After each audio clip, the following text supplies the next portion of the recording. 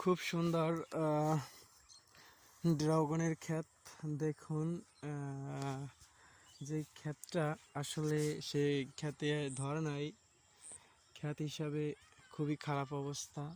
দেখুন সব ড্রাগনের যে গাছটা নষ্ট হয়ে গেছে, কোনো ধর নাই। আর প্রচণ্ড গরমের তাপমাত্রায় গাছের এই সমস্যা দেখুন। সব আমি যদি একটু দেখানোর চেষ্টা করি, সব গাছের একই অবস্থা, কোনো ক্ষেতে নাই, ধরানোর মতো পরিবেশ নাই। এই যে এই যে কাঁটাটা দেখুন, এই কাঁটাটা মরাঞ্চ হয়ে গেছে, কোনো ধর নেই।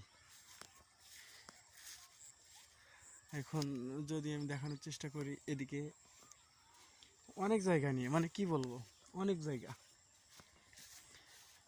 দেখুন। ওইখান থেকে এই পাশে আমি দেখার চেষ্টা করি, ওই পর্যন্ত, মানে চতুর্পাশে এরকম একই রকম। এ পাশে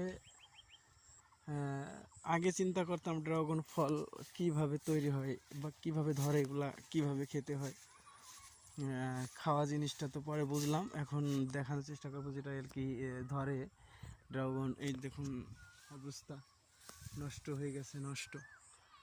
গাছের কোনো নেই, আকৃতি নেই, ধরে নাই, নষ্ট হয়ে গেছে, কিছু নেই।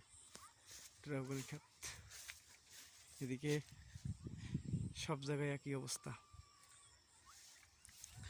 যদি আমি দেখানোর চেষ্টা করি, সাইডে একই রকম, মানে এটা নষ্ট হয়েছে আসলে শিলাবৃষ্টির কারণে।